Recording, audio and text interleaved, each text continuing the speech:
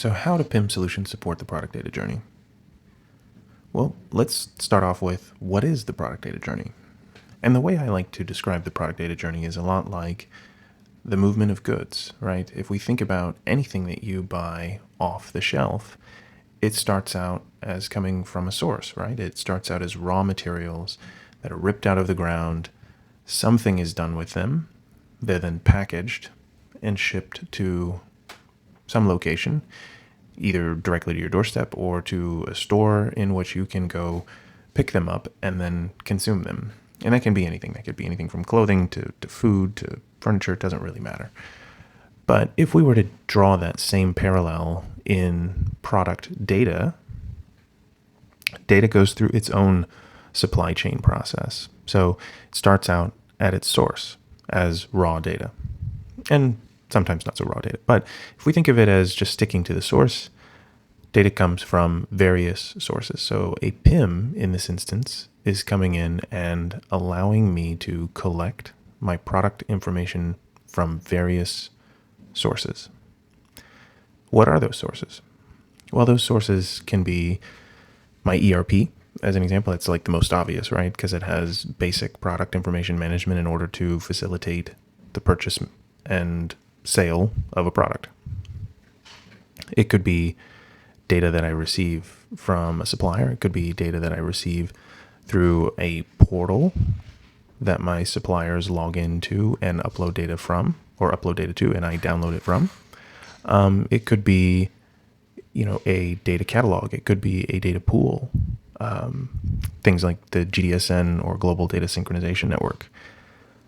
Could be spreadsheets that are being passed around. This is very common. Even Fortune 100 organizations are still sharing spreadsheets of product information management.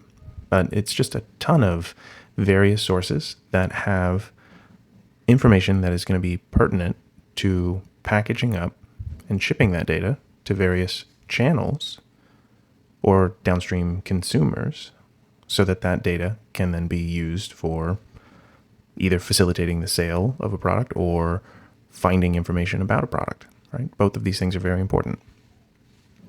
But ultimately, a PIM is supporting the aggregation of data from data sources and the syndication or export of information to data channels. Now, what are channels? Well, channels are going to be sometimes the original source because of the activities that go on within a PIM. So it could be taking data from a source, doing something with it, and then sending it right back to that source in a nice new version or fashion, sometimes called the golden record. Those channels could also be, antiquated print catalogs that are still lurking around. I think of the furniture catalogs, or in the B2B world, the big books, right? Right. So print automation comes into play. They're consumers of that product information management. Sometimes it could be as simple as just simply my e-commerce store. Or better yet, it could be my retailers or dealers, right? So it could be their e-commerce store that they're putting this information in.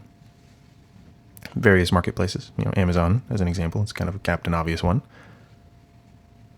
For some, it could be social channels, right? They're pushing information out through Instagram or TikTok or, any of these social sites that do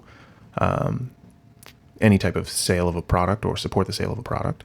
Could even be branded portals, like especially for companies that have multiple brands. It could be micro sites, could be branded sites, it could be dealer portals, it could be even information that goes to call centers or customer service centers where they utilize that information to support and answer questions as they receive calls, or even just help facilitate the sale of a product if somebody has questions about a product.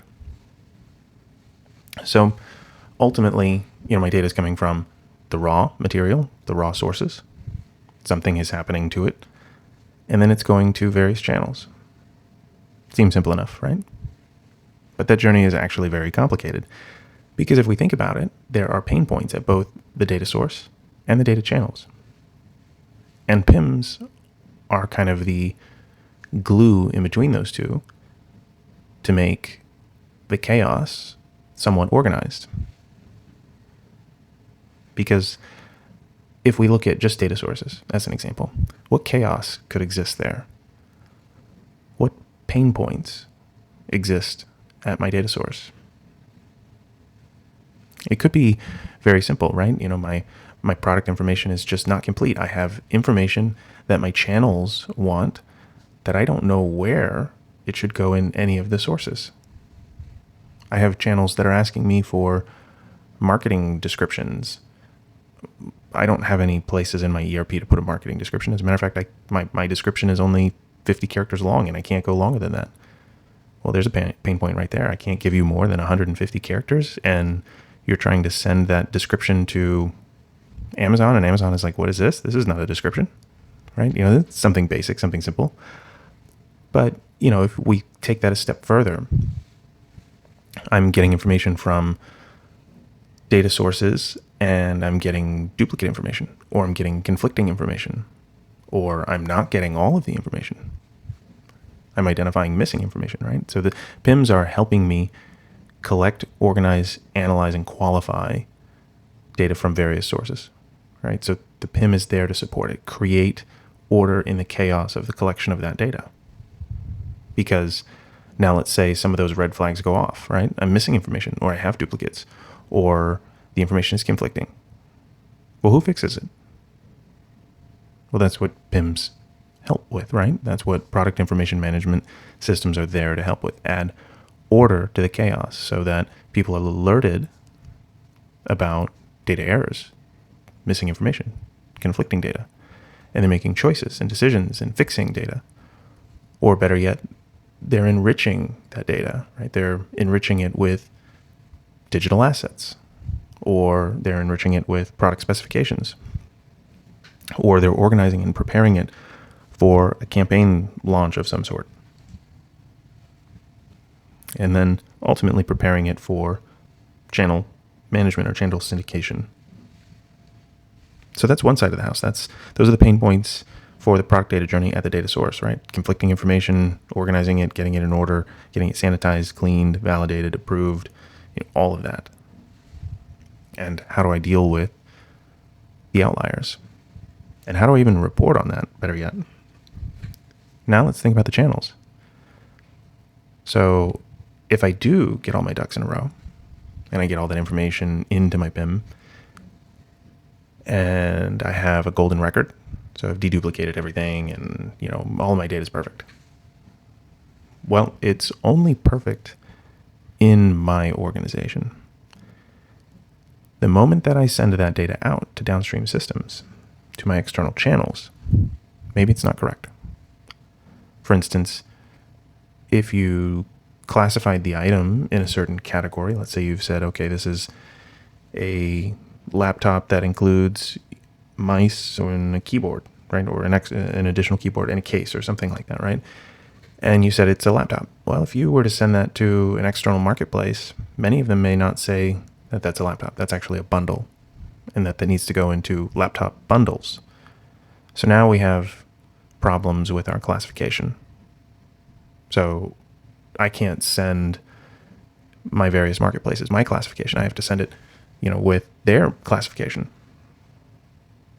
And each one of the marketplaces that I work with, Walmart, Amazon, doesn't matter, any of them, they all have different classifications. None of them are the same. So now I need to be able to deal with that, right? I need to be able to handle that. And they all have different image requirements and different descriptions. As a matter of fact, just, plain old putting information out there on the internet, I can't copy and paste the information for SEO purposes. I need to change the information ever so slightly between these sites so that it doesn't just look like the information is being copied over and over and over again from my various channels, right? Or better yet, I need to change it for my different retail partners.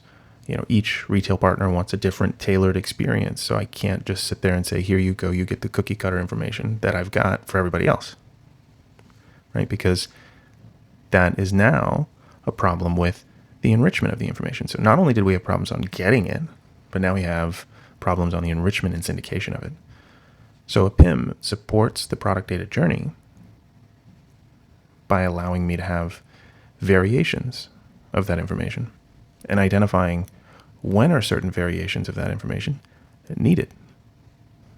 And then for which products, because I may not send all of my products to all of these channels. especially if I have branded portals. They may not need to go to all of those. They only need to go to a subset of those.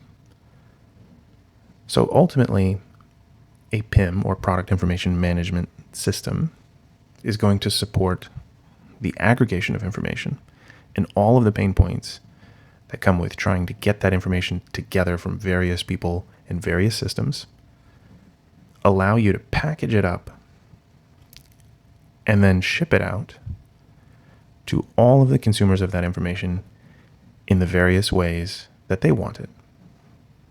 And it is there to provide a backbone. And different PIMs offer different features, but ultimately all of them are there to provide that backbone to be able to connect the data source to the channel by allowing you to aggregate it, validate it, enrich it, organize and approve it, and ultimately send it out meeting those channel needs.